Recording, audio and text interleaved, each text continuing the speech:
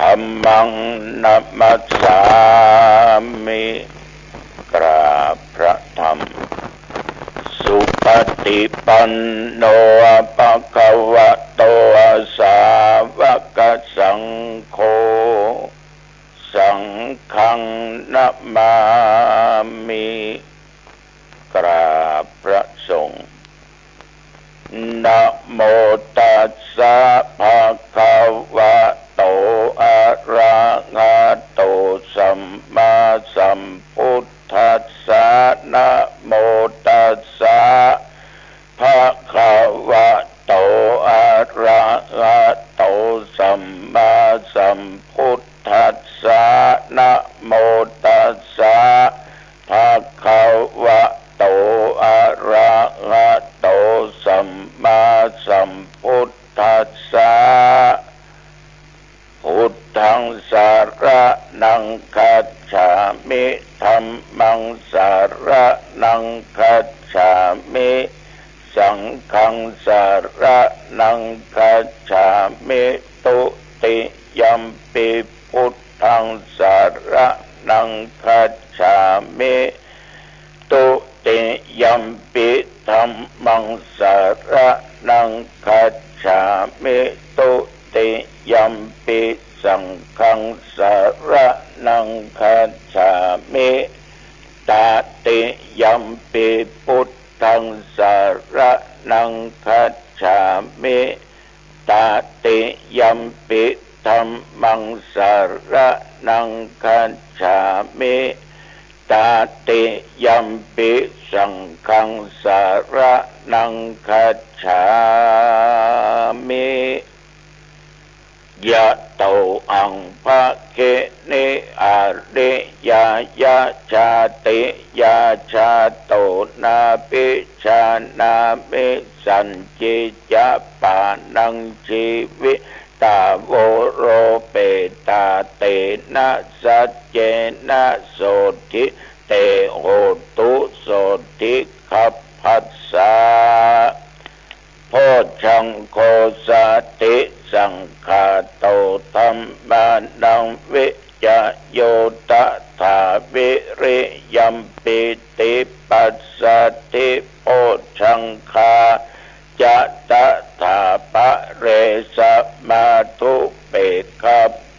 ชังคาสัตเตเต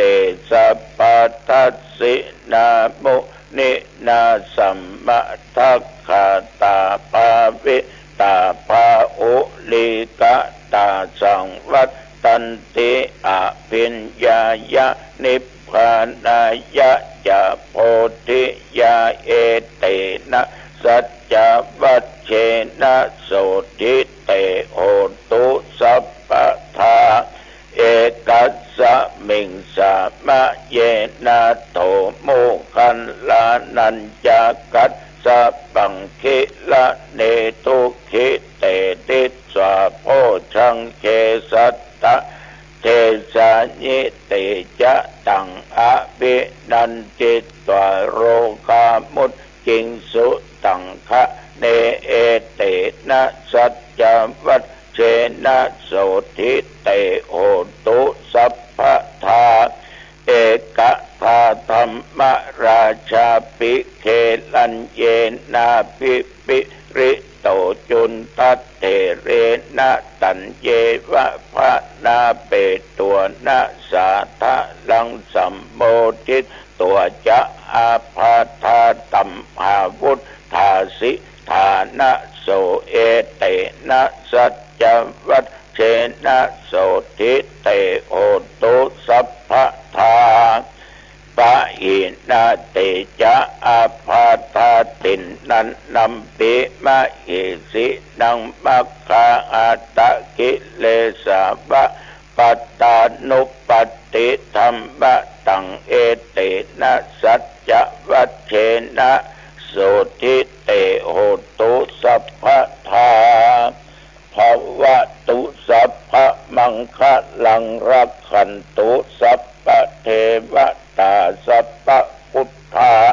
นุภาเวนะสัทธาโสติภวันตุเต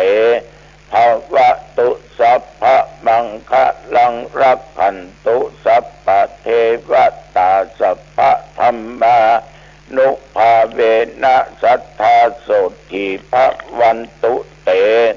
ภวตุสัพพะมังคะลังรักขันตุสัพพะเทวตาสัพพะสังฆานุภาเวนะสัทธาโสติภ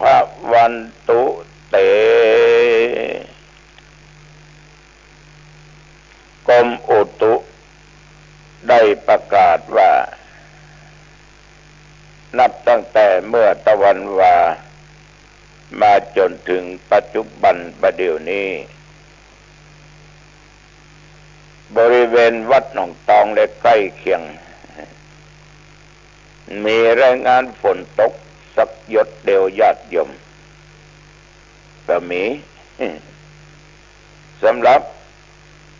อากาศนั่นก็ร้อนเนาะมาร้อนอุณหภูมิเมื่อตะวันวาและบัดเดี๋ยวนี้ตะวันนี่สูงปัจจุบันบัดนี้ก็21 องศาท้องฟ้านั้นก็แจ่มใสดีแงนขึ้นไปพอตำบล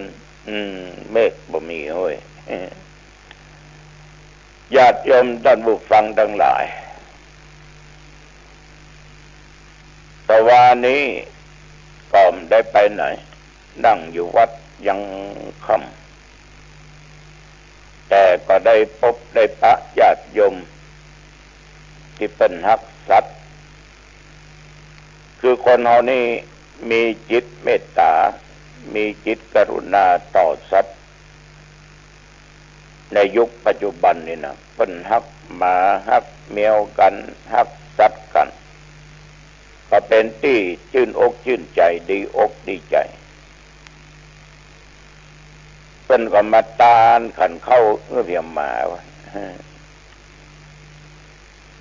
บสบายเป็นก็นำเข้าห้องยาสัตว์มีโยมเป็นอู้ฟังว่าที่ตานเข้าขึ้นมาตัวเนี้ยหลวงพ่อข้าเจ้าเอาเป็นไปรักษาเสียง40,000 ปลายถึงผ่าตัดผ่าอย่างแต่ว่าเพิ่นก็ตายไปข้าเจ้ามีหมาอยู่เป็น40-50 ตัวพอละอ่อนลูกเต้าก็บางพันก็เลี้ยงขายวันนี้เพิ่นตายไปก็ขอตานขันเข้าให้เปิ้นกรรมมาเปิ้นให้ญาติโยมทั้งหลายกินอาหารอย่างคนเนี่ยเฮ้ยไก่ทอดนะกินปิ้งนะกินอย่างเงี้ยแต่ว่าเนื้อประกตานไก่ทอดกินปิ้งคือหมาที่ตายไปนั้นจนปันปอนให้อายุวันโนสุขังพลังน้ำตาของโยมย้อยลงเขาก็ปลอบใจว่าโยมมันต้องไปเสียอกเสียใจเขาได้อยู่กับเฮามองอีก็ดีกะเอาตายไปก่อนเขาเนี่ยเขาจะลำบากเพราะมันจะมีคนอื่นมาฮักเขาเต้าเฮานะมันยากหน่อยมันต้องไปเสียใจเป็นเรื่องธรรมดาของสัตว์โลกเกิดแก่เจ็บตายโอ้มันน่าหักนะหลวงพ่อมันฟังกรรมมันหูหมดอะขนาดมันจะตายแต่มันก็จ้อง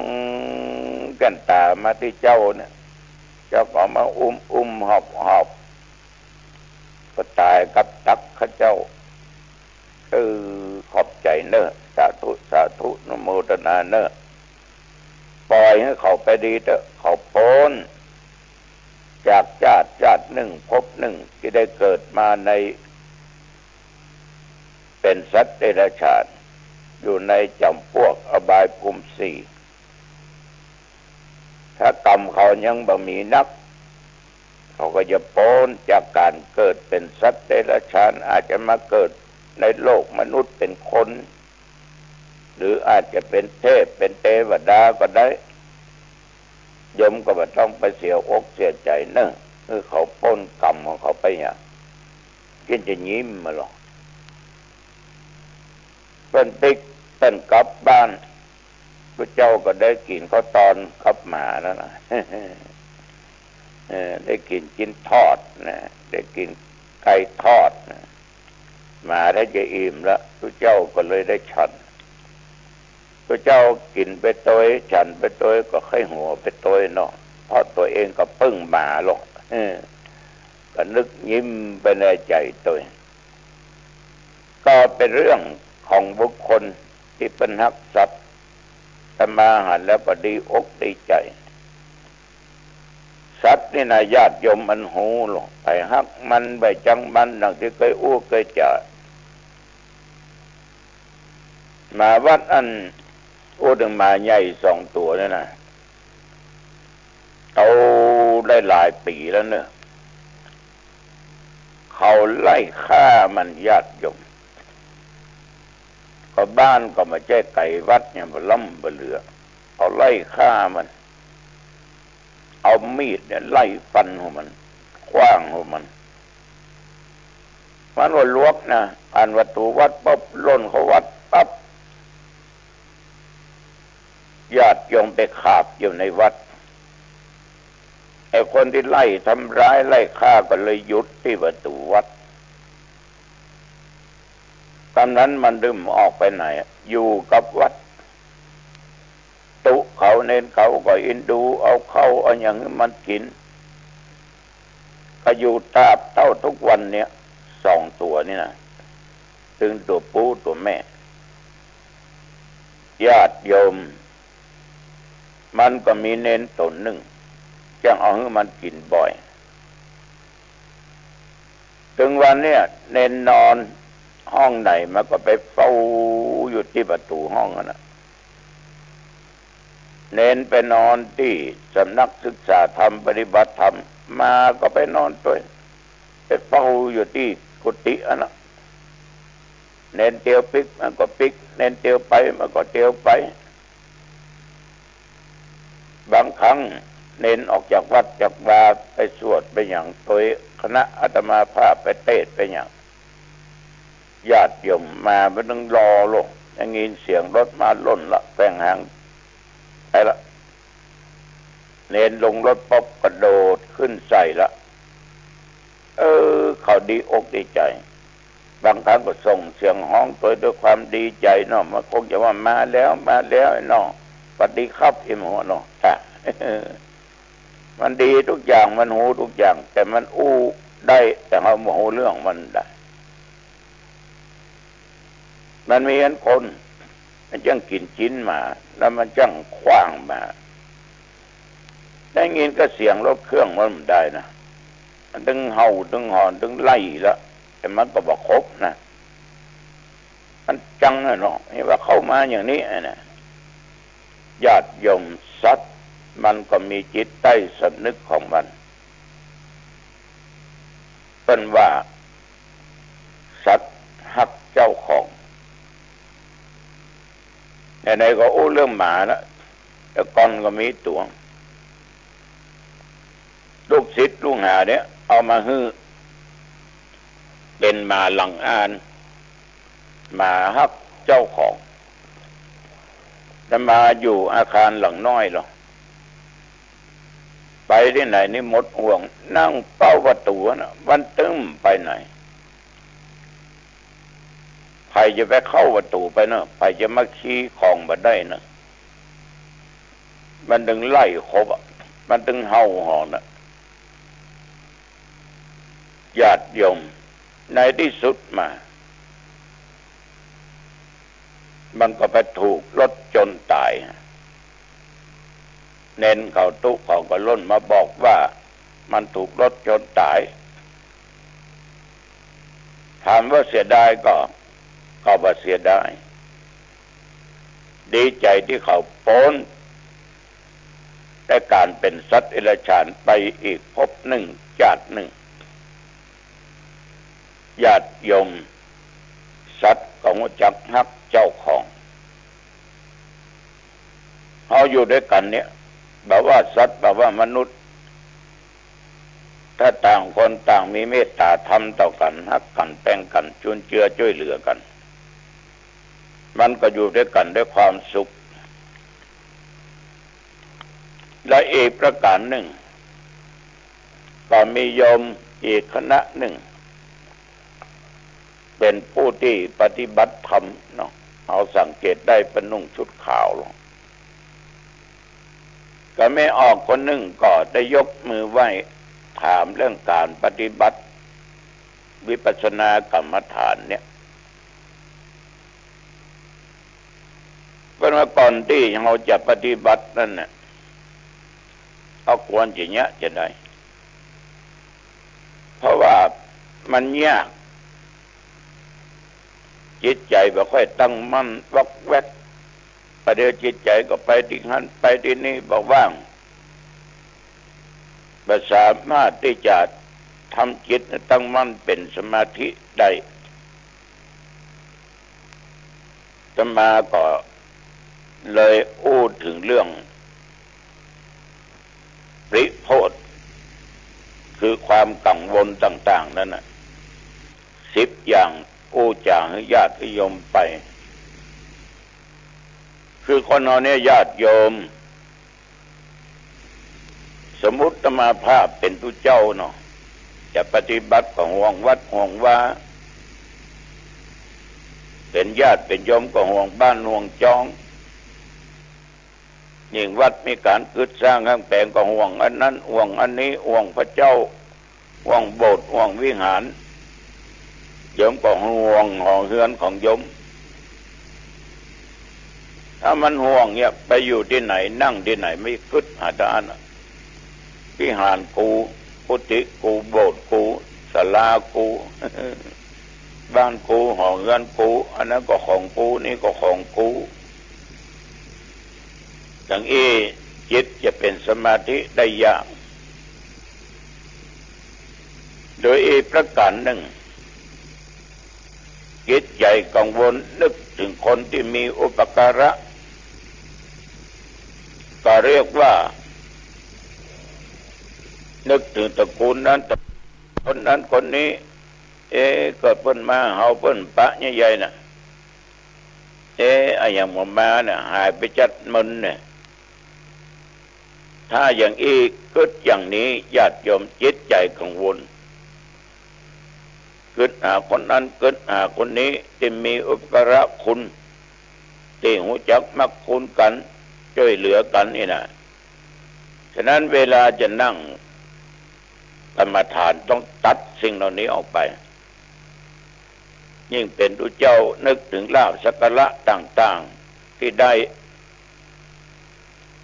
ห่วงกิจนิมนต์ห่วงอันนั้นห่วงอันนี้จะปลีกวิเวกในการปฏิบัติก็กลัวว่าพระศรัทธากลัวเสื่อมลาภถ้ามานั่งปฏิบัติจะได้ลาภสักการะนักญาติโยมก็เช่นเดียวกันห่วงค้าห่วงขายห่วงนั้นห่วงนี้ห่วงสปะสเปดจิตใจเริ่มตั้งมั่นมีจิตกังวลห่วงกับหมู่กับคณะที่อยู่ร่วมกันมาขึ้นเอาคนนั้นขึ้นเอาคนนี้มันเป็นจะได้บาหันหน้าบาหันตามันเหมือนละท่านองค์นี้มีที่ไหนครูบาตัวนี้มีที่ไหนใจไม่ถึงบัดต้อมใจไม่ถึงมันนิ่งเพราะมันมีความกังวลอยู่กับหมู่กับคณะกังวลอยู่กับการก่อการสร้างแปลงหัวบ้านแปลงหัวให้เนี่ยให้เนี่ยนาปลูกข้าวปลูกพืชผลการเกษตรก็ถึงสร้างวิหารสร้างโบสถ์สร้างศาลาก็อาจสิ่งเหล่านี้บอกว่าจะเป็นไปในไปนอกก็หาเงินกับแปลงประเสริฐนี่นะมันต้องใจมันต้องตั้งบั้นละเพราะมันมีความกังวลอีกประการหนึ่งอันนี้ก็กังวลกับหมู่ญาติพี่น้องคนนั้นบ่สบายก็ลังหายดีกลางคนนั้นมันไปที่ไหนอยู่ที่ไหนไปก้าที่ไหนอยู่ในวัดก็เกิดถึงตุตัวนั้นเน้นตัวนี้ ศรัทธาคนนั้นศรัทธาคนนี้มักกังวลอย่างเงี้ยมันก็เป็นมารตัวหนึ่งมาผจญเฮาญาติโยมความกังวลอยู่กับญาติพี่น้องก็เป็นช่องทางหนึ่งที่จะทำให้สำเร็จกังวลเกี่ยวกับการเจ็บไข้ได้ป่วยอย่างอาตมะเนาะมานึกว่าคนถึงเนี้ยบ่ได้ปฏิบัติบ่ได้เพราะกระดูกทับเส้นแข้งขาก็บ่ค่อยดีนั่งบ่สะดวกสบายมาเกิดก็อย่างนี้น่ะตึมได้ปฏิบัติธรรมาเคยอู้จ่าญาติโยมฟังว่าขนาดตินมือกระดุกกระดิกบ่ได้เสียงก็ถึงบอกออกดังนอนห้องยาก็ไหว้พระนั่นไหว้พระสวดมนต์นึกถึงคุณพระพุทธพระธรรมพระสงฆ์คุณพ่อคุณแม่อุปัชฌยะครูบาอาจารย์บุญศีลบุญธรรมบุญกรรมฐานเอานั่งไปได้เอานอนเอานอนนั่นน่ะเพื่อทำจิตให้เป็นสมาธิเมื่อจิตนิ่งมันว่ามีความกังวลก็รับได้สบายสุขภาพก็ดีฉะนั้นเรื่องการเจ็บไข้ได้ป่วยบางครั้งถ้าจิตเอาตั้งมันบ่เจ็บแต่จิตบ่ตั้งมันจะเจ็บแม้แต่เป็นคนหนุ่มคนสาวละเอ็กละอ่อนเป็นพระสงฆ์องค์เน้นกังวลเกี่ยวกับการศึกษาเมียนมันจะเสียเวลาลู่เนี่ยเอามาปฏิบัติเนี่ยถ้าอย่างอันมันก็ไปบ่รอดเพราะมันเกิดความกังวลขึ้นบางคนนี่ก็ลุ่มหลงอยากแสดงฤทธิ์กลัวเสียความขลังของตัวเองนั่งสมาธิต้องการได้ฤทธิ์ต้องการความขลังถึงคาถามันนี่ขลังอย่างนั้นนี้กูเก่งแต่ที่โยมชมชอบคนทั่วไปเกิดความกังวลก็มีทางที่จะสำเร็จผลได้บางคนก็กังวลเกี่ยวกับการเดินทางนะเดินทางไปที่นั่นเดินไปที่นี่ได้นัดกับเพื่อนฝูงไว้แล้วนัดกับคนนั้นไว้แล้วนัดกับตุเจ้าตนนั้นไว้แล้วนัดกับแต่อ้ายนั้นไว้แล้วปีนั้นไว้แล้วว่าจะต้องไปเอี่ยวทะเลจะต้องไปที่นั่นที่นี่ญาติโยมมันต้องตัดออกหมดมันต้องมีนัดกับไผอ่ะถ้าจะปฏิบัติต้องตัดออกหมดฉะนั้นความกังวลเนี่ยญาติโยมมันจะทำจิตใจเราว่าตั้งมั่นฉะนั้นผู้ปฏิบัติพื้นฐานจะต้องตัดกังวลทั้ง10 อย่าง10 ข้อนี้ออกไปอันนี้ก็จึงขอฝากกับญาติกับโยมทั่วไปและโยมที่มาได้สนทนากันได้เวลาพอสมควรเมื่อก็ปิกอย่างใดก็ตามญาติโยมความกังวลนี่จะเนี้ยยังบ่ค่อยสำเร็จทำดีเนาะบ่ทำดีเนาะเอาดีกาเอาดีกาฟังดูเจ้าเทศดีกาฟังดีกาบ่ฟังดีกว่าฟังกาเที่ยงอยู่ฮะนะมันต้องตัดใจอย่างเดียวแน่จิตนิ่งจะบ่มีความกังวลใดๆทั้งสิ้นอันนี้จะมาภาพขอฝากกับญาติกับโยมเอาละโอ้จ่าไปมาเป็นเวลาเป่าสมควรอายุวันโนสุขังพลังพบกันใหม่โอกาสหน้าเจริญพร